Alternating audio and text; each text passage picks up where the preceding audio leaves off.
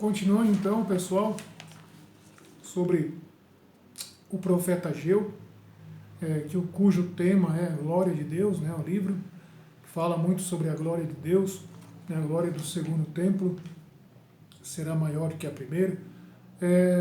Capítulo 1, verso 12, que fala o capítulo 1, verso 12, é um assunto bem interessante, que a gente já estudou sobre isso também. Capítulo 1, verso 12, do livro de Ageu. Ora, Zorobabel, filho de Salatiel, Josué, filho de Josadaque, grande sacerdote, ou sumo sacerdote, e todo o resto do povo. Esse termo, resto do povo, a gente já estudou nos profetas maiores, né? Jeremias, Isaías, eles falaram sobre esse resto que sobraria, né? Esse resto que é considerado a parte santa, né? A parte pura de Judá, porque os judeus eles foram destruídos, né? Praticamente, foram quase que exterminados, né? Segundo a própria palavra do Senhor, que eles seriam exterminados. Paulo também fala sobre esse texto que está lá em Isaías, ainda que o número dos filhos de Israel seja como a areia que está na praia, somente o resto, somente o remanescente será salvo, né? E é exatamente esse resto que está falando aqui no capítulo 1, verso 12, foi o resto que voltou. Havia aquele resto que havia ficado na cidade antes da destruição, mas era o povo humilde, né? Era aqueles que não tinham condições de se opor a Nabucodonosor, não tinham condições de se opor aos babilônios, então foi permitido que eles ficassem ali em Jerusalém. Esse resto também, que era o povo mais humilde, mais pobre, né, que não concordava com a idolatria, com os erros, né, dos sacerdotes. Esse resto, né, que é chamado aqui de resto ou remanescente, também inclui estes que voltaram, que fala no verso 1, verso 12. Verso 15, vamos ver o que diz o verso 15 do capítulo 1. Verso 15 do capítulo 1, eu li agora o verso 12, vamos ler o verso 14 também. O Senhor suscitou o espírito de Zorobabel, filho de Salatiel, governador da Judéia, o espírito de Josué, filho de Josadaque, sumo sacerdote, e o espírito do resto do povo, que é o que a gente viu agora. Eles vieram e se entregaram ao trabalho no templo do Senhor dos Exércitos, seu Deus. Era o 24º dia do 6º mês. Então, depois que Ageu profetiza, a gente vê que o espírito, né, o espírito de Zorobabel e o espírito de Josué, né, eles foram suscitados pelo próprio Deus. A gente vê aqui a mão de Deus, inclusive, para cumprir a vontade de Deus, Deus também toca no nosso coração. Então, tudo é para a soberania de Deus, tudo é para a glória de Deus. Não partiu destes homens, repare bem que não partiu destes homens edificar o templo, né? O próprio Senhor tocou no coração deles. Assim como Deus toca no nosso coração de ler a palavra, Deus toca no nosso coração de orar, Deus toca no nosso coração de jejuar, de ir para a igreja, de se consagrar, porque Deus faz isso com amor, Deus faz isso por amor, né? Porque nós, muitas vezes, não temos disposição para servir a Deus. Na maioria das vezes, inclusive, nós não temos disposição. Por nós, a gente só faz aquilo que nos interessa. Por nós, a gente só faz aquilo que nos agrada, que agrada a nossa vida, que nos dá prazer, né? Mas Deus sabe que todas as coisas que o homem se agrada são, na maioria das vezes, coisas que vão fazer mal para ele. Deus se preocupa conosco. Deus ele não força ninguém a fazer nada, não é isso que o versículo está dizendo. Deus não força, mas como um pai que dá um empurrãozinho no filho, para que o filho que estava ali meio sonolento, né, meio distraído, ele precisa de um empurrãozinho para continuar andando, continuar trilhando o caminho correto, assim Deus faz conosco. Né? Deus ele toca no nosso coração para que a gente faça coisas que realmente são corretas, que são eternas, né? Coisas que vão nos trazer bênçãos. Repara que isso parte de Deus. Né? E acontece também entre pai e filho. Muitas vezes parte dos pais, né? Procurar orientar o filho, procurar exortar o filho. Então a gente vê aqui a mão de Deus também, inclusive, para que a vontade dele prevaleça na nossa vida. E também fala que o povo, que é o resto, né, que é chamado do resto, o remanescente, o povo ouviu essa exortação. Repara bem a diferença desse remanescente, deste povo, para aquele outro povo lá que foi destruído antes do cativeiro. Era um povo que tinha os ouvidos cerrados, né? Que tinha os ouvidos tampados, fechados, não davam ouvidos para os profetas de Deus. Os profetas profetizavam, mas o povo não dava ouvidos. O povo não se importava, né? Não queria saber. E a gente vê que neste caso aqui, este povo, ele sentiu, ouviu, né? Deu atenção às palavras do profeta.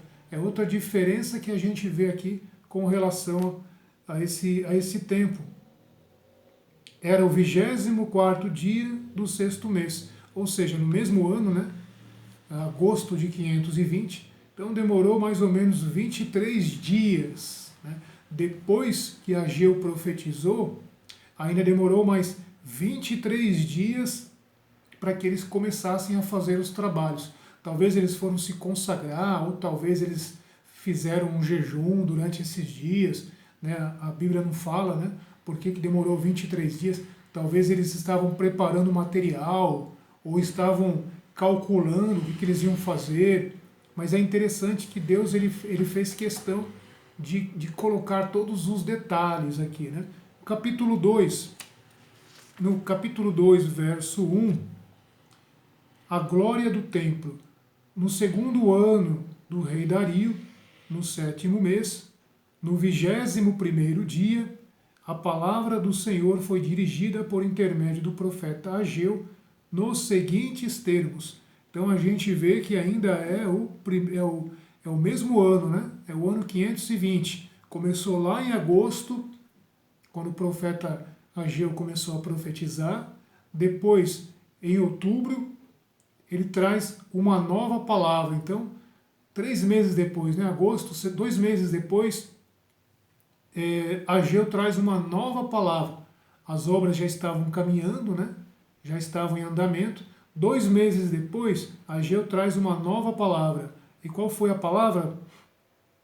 Fala, pois, assim a Zorobabel, filho de Salatiel, governador de Judá, e a Josué, filho de Josadaque, grão sacerdote, e ao resto do povo. Repara de novo o resto do povo.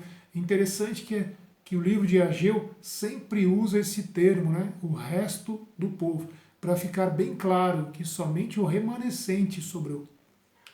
Quem é entre vós o sobrevivente que viu este templo em sua glória primeira? Deus estava fazendo uma pergunta, né? Provavelmente haviam alguns ali, alguns anciãos, inclusive alguns que ficaram na terra, né? Quando eram humildes, né? Quando estavam em pobreza, ou talvez viram o templo, eram criança, ou foram levados para o cativeiro, ainda eram muito jovens, né? Mas viram como era o templo antes de ser destruído. Deus ele faz essa pergunta. Claro que era um templo maravilhoso, né? O templo edificado por Salomão foi um templo maravilhoso, foi um templo enorme, né? Tinha várias salas, várias câmaras, vários objetos de bronze, de prata, de ouro. Né? Era um templo maravilhoso. Então essas crianças, esses homens que foram levados ainda jovens para o cativeiro, eles viram esse templo. E aí eles voltam e vê aquilo tudo destruído. Provavelmente eles sentiram tristeza, né? Eles choraram, mas Deus ele traz uma promessa, né? Ele traz um conforto, um consolo. Como vedes agora? Imagina a pergunta, né? O profeta fazendo a pergunta: como vocês estão vendo agora? Estava totalmente destruído. Então a tristeza já estava tomando conta. Ele não é como nada aos vossos olhos? Agora, pois, sê forte, Zorobabel, diz o Senhor. Sê forte, Josué, filho de Josadaque, sumo sacerdote. Sê forte, todo o povo da terra, diz o Senhor. E trabalhai, porque eu estou convosco, diz o Senhor dos exércitos. Então, repara que a missão da reconstrução do templo não era só do governador, não era só do sumo sacerdote, né? Trazendo termos para os dias de hoje, a reconstrução do templo, né? A construção do templo não é só função do pastor, não é só função do prefeito, né? Mas é função também de quem? Do povo. É função nossa também edificar este templo espiritual. E como que o templo é edificado hoje? A gente edifica hoje templos de tijolos? Até tem, mas a principal mensagem de hoje é fazer com que as pessoas ouçam a palavra de Deus, ouçam a palavra da salvação, o Evangelho, né? Nós somos os pregadores desta palavra, as pessoas vão ouvir a palavra, o Espírito vai tocar nelas e elas vão se arrepender e elas vão se converter. E aí o templo espiritual, que é a igreja, ele vai sendo edificado através da pregação da palavra do Evangelho. É assim que funciona hoje. É assim que o templo hoje cresce, né? Que é o templo espiritual de Cristo, através da pregação e através da conversão. E nós somos os responsáveis por isso, por fazer com que esse templo seja edificado. Repara que isso não é tarefa de Deus, não é tarefa de Deus, né? É tarefa nossa. Ele convoca o povo, ele convoca Zorobabel, né, que representa ali o próprio Cristo, né? Ele está dizendo aqui, em outras palavras, Cristo ele vai nos ajudar, né, nessa edificação. E ele convoca também Josué, que é o sumo sacerdote, que representa Deus ali, né? E aí, continuando, ser forte, diz o Senhor, e trabalhar, porque eu estou convosco. Olha a promessa. Se Deus está conosco, né, se Deus está no meio da nossa empreitada, né, a gente tem sucesso, as coisas acontecem, né? Porque sem Deus, o próprio Jesus falou, sem mim nada podeis fazer. Né? Deus estando no negócio, a coisa dá certo, a coisa prospera. Conforme o compromisso que concluí convosco na saída do Egito. Ou seja, Deus ele relembra o compromisso que ele fez com o povo quando o povo estava saindo lá do jugo do Egito. E é muito oportuno porque é a mesma coisa que está acontecendo aqui, né? O povo estava saindo do jugo da Babilônia, né? Deus ele está dizendo o seguinte: eu não me esqueci da minha aliança que eu fiz com os seus pais no Egito. Eu não me esqueci disso. Ainda continua de pé. Apesar de vocês terem virado as costas, ou melhor, apesar dos pais de vocês terem virado as costas para mim, a minha aliança de paz ainda está de pé. E aí continuando. E uma vez que o meu espírito permanece no meio de vós, não temais. Então, olha só a alusão aqui ao Espírito Santo. Se o Espírito Santo está no nosso meio, a gente não tem do que temer, né? Porque nada é mais poderoso que o Espírito Santo. Então a gente não tem do que temer, porque é o Espírito Santo que convence, né? É o Espírito Santo que nos quebranta, é o Espírito Santo que faz com que a gente olhe para a gente mesmo e a gente enxergue como a gente é dependente da misericórdia de Deus. Se a gente for olhar para nós mesmos, para a nossa vida, para o nosso coração, a gente não tem nada a oferecer para Deus. Né? Muitas vezes a gente para e pensa, Senhor, como que o Senhor me aguenta?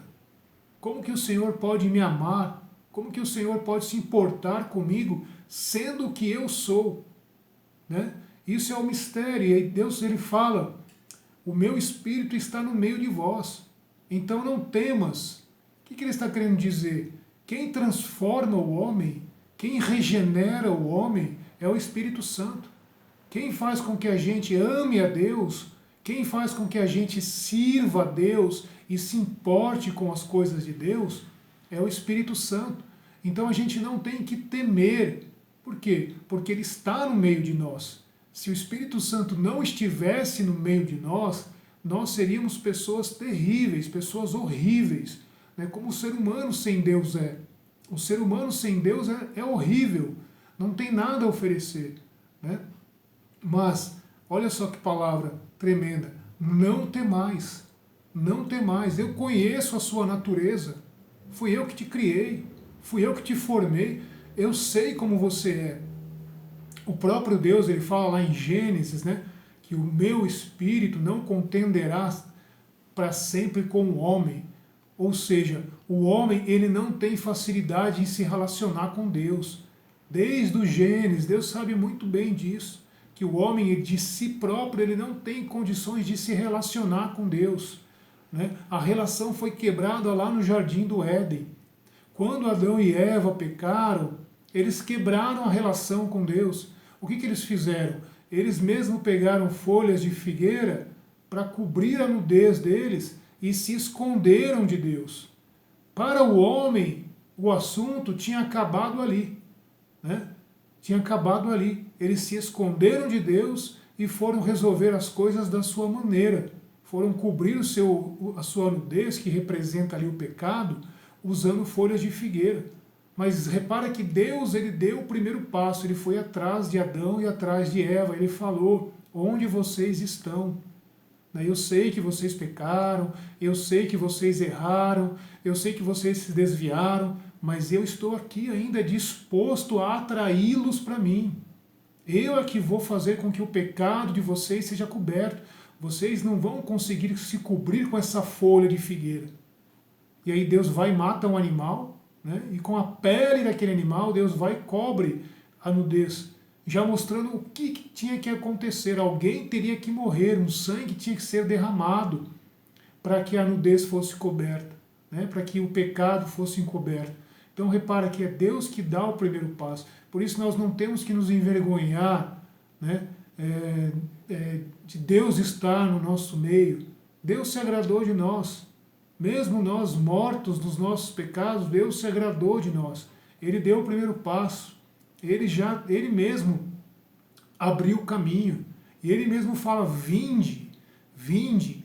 Não importa quão vermelhos são os seus pecados, né? Diz lá em Isaías, ainda que sejam como a escarlate, né? Que era uma tintura vermelha, ainda que os seus pecados sejam como a escarlate, eu os tornarei brancos como a neve. Repara que isso é dom de Deus, que isso vem de Deus. Eu não tenho como ficar branco como a neve. Isso vem de Deus, né? Isso parte de Deus. Porque assim diz o Senhor dos Exércitos, ainda um pouco de tempo eu abalarei o céu. Verso 6 do capítulo 2. Eu abalarei o céu, a terra, o mar e o continente. É interessante esse texto aqui do profeta falar que Deus ele vai abalar, porque justamente nessa época o rei Dario, ele tinha já deixado todas as coisas tranquilas, né? Ele tinha conquistado o trono, era um tempo de tranquilidade, né? Estava tudo muito tranquilo, tudo muito calmo. E quando está tudo muito tranquilo e tudo muito calmo, alguma coisa estranha tem. Por quê? Primeiro, Dario era um rei idólatra, né? A gente sabe que todos esses reis aqui eram idólatras. Então as coisas não estão tranquilas diante de Deus. Enquanto Deus ele não assumir o reino, enquanto Deus não assumir o trono, o governo das nações, nada está tranquilo, nada está sossegado. Por quê? Porque quem está por trás do governo hoje, e no tempo aqui de Dario, era o inimigo, né? Ele que estava comandando. Então Deus estava dizendo, eu sei que aparentemente para vocês tudo está sossegado e tudo está tranquilo, mas eu vou abalar todas as nações. Então afluirão as riquezas de todas as nações, e eu encherei este templo de glória, diz o Senhor dos Exércitos. A mim pertence a prata, a mim pertence o ouro, diz o Senhor dos Exércitos. A glória futura deste templo será maior do que a passada, diz o Senhor dos Exércitos. Como repete várias vezes o título do Senhor, Senhor dos Exércitos. E neste lugar eu darei a paz, diz o Senhor dos Exércitos. É um texto bem conhecido de Ageu, tem várias pregações sobre esse texto aqui, né? Mas repara que Deus ele não estava contente, né? Assim como nos dias de hoje Deus não está contente, tudo estava calmo, tudo estava tranquilo, né? Colocamos lá no poder o presidente que nós queríamos, agora as coisas vão ficar tranquilas, vão ficar calmas, né? Vai tudo dar bem, vai tudo correr bem, mas não é bem assim. As coisas só vão ficar tranquilas e calmas quando aquele que realmente tem o direito de governar, que é Deus, porque o trono pertence a Deus, né? O governo das nações pertence a Cristo, pertence a Ele, e Deus ele usa justamente aqui a pessoa de Zorobabel para falar isso, né, que está na linhagem de Davi, na linhagem de Jesus, para que os judeus vissem isso, né, que enquanto o Messias, que enquanto Cristo não se assentar sobre o trono e governar todas as nações, Deus não vai ficar tranquilo. Deus não estava tranquilo aqui ainda com essa situação. Abalarei as nações, né? Afluirão as riquezas de todas as nações, ou seja, tudo que é de mais precioso, né? Isso aqui também pode se relacionar a vidas humanas. O que tem de mais precioso no mundo? São as vidas humanas, né? E Deus vai atrair essas vidas humanas para onde?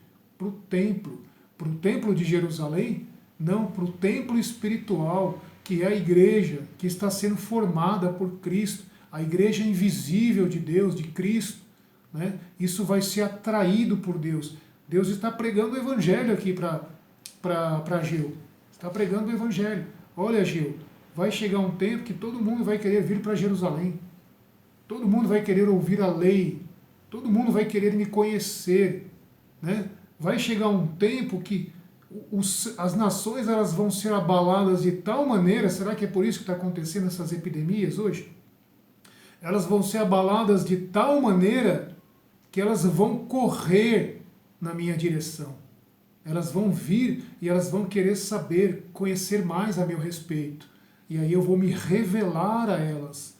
Onde? Em Jerusalém, simbolicamente em Jerusalém, que é onde simboliza, né, a presença de Deus, o templo de Jerusalém, mas está falando a respeito de Cristo. Cristo mesmo falou, depois que eu ressuscitar, eu atrairei todos a mim, todos serão atraídos a mim.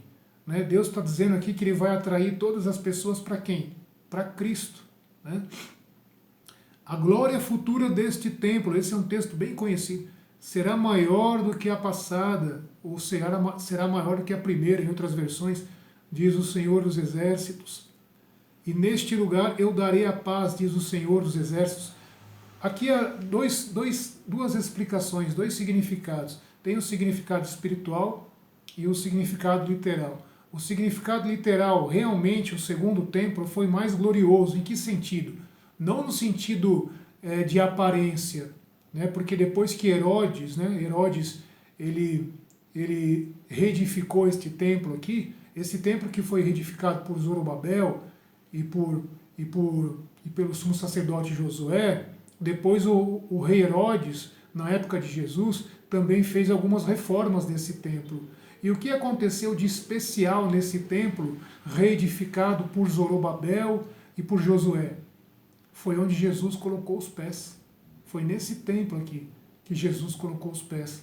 Quando ele chegou em Jerusalém e aquela multidão lá estava esperando ele com folhas de ramo nas mãos e começaram a estender aquelas folhas no chão para Jesus passar, ele veio sentado no jumentinho, que Jesus chega até a cidade de Jerusalém e ele chora, ele vê o templo, ele se emociona com aquilo ali, né, com aquela recepção.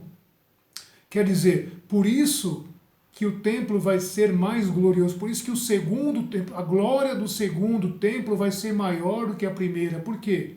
Porque Jesus colocou os pés nesse templo aqui, quando ele iniciou o seu ministério em Jerusalém.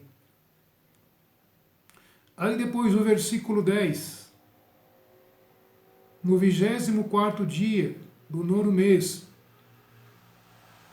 no 2º ano de Dario, a palavra do Senhor foi dirigida ao profeta. Verso 10. A glória futura, que a gente já vê, o verso 10. Isso foi em dezembro de 520, ou seja, ainda no mesmo ano, né? Tinha começado em agosto, setembro, outubro, novembro, dezembro. Então, Ageu já estava já 4 meses exercendo o seu ministério. No 2º ano de Dario, a palavra do Senhor foi dirigida ao profeta Ageu nestes termos. Assim diz o Senhor dos Exércitos: pede aos sacerdotes um ensinamento nos seguintes termos: se alguém leva carne santificada na orla de sua veste e toca com a sua orla em pão, comida, vinho, óleo, qualquer alimento, tornar-se isto por acaso santo? Faz uma pergunta, né? O profeta faz uma pergunta aos sacerdotes. Os sacerdotes responderam que não, né? Se a carne é santa e tocar em alguém, essa pessoa não vai ficar santa porque a carne é santa. E disse Ageu, aí o oposto: se alguém impuro, pelo contato com o cadáver, tocar em todas estas coisas, se tornará impuro? Sim, pela lei, né? Inclusive pela lei, diz que se tornará impuro. Então, aqueles alimentos que eram santos, né, que eram consagrados a Deus, se fosse tocado ali por alguém, aquilo ficaria impuro, né? A própria lei dizia isso. Então, o que a gente pode aprender com essa lição aqui? Que é mais fácil você se tornar impuro do que se tornar santo. É mais fácil, né? Está dizendo aqui que a carne santa não torna ninguém santo, mas uma pessoa impura torna a carne impura. Isso quer dizer que nós temos tendência a sermos mais impuros do que santos. Nós temos a tendência de desagradar a Deus mais do que agradá-lo, né? É a lição que o profeta estava dando aqui aos sacerdotes, que a nossa tendência, a nossa inclinação é para o mal, né? É uma das explicações que a impureza ela contagia mais do que a santidade, né? É muito mais fácil você entrar no bloco dos impuros do que no bloco dos santos, né? Infelizmente o ser humano tem essa tendência aí. Deus diz ao povo que o povo estava impuro. Depois ele fazendo essas duas perguntas, ele diz lá no verso 12, 13, 14, que o povo estava impuro. É engraçado que primeiro Deus ele fazia um elogio, dizendo que o povo era o resto, o remanescente, né, que havia vindo para retificar o templo, o povo estava trabalhando, mas aí de uma hora para outra Deus chama o povo de impuro, né, uma palavra dura inclusive, que Deus usa aqui. Assim é este povo, né? Assim é este povo, verso 14, assim é essa nação diante de mim, diz o Senhor, assim é o trabalho de suas mãos, e o que eles oferecem aqui é impuro. O profeta ele não explica por que Deus deu essa palavra tão dura, né? O povo estava ali com o martelinho na mão, né? Fazendo o trabalho, fazendo a obra, e de repente Deus vem com uma palavra dura dessa.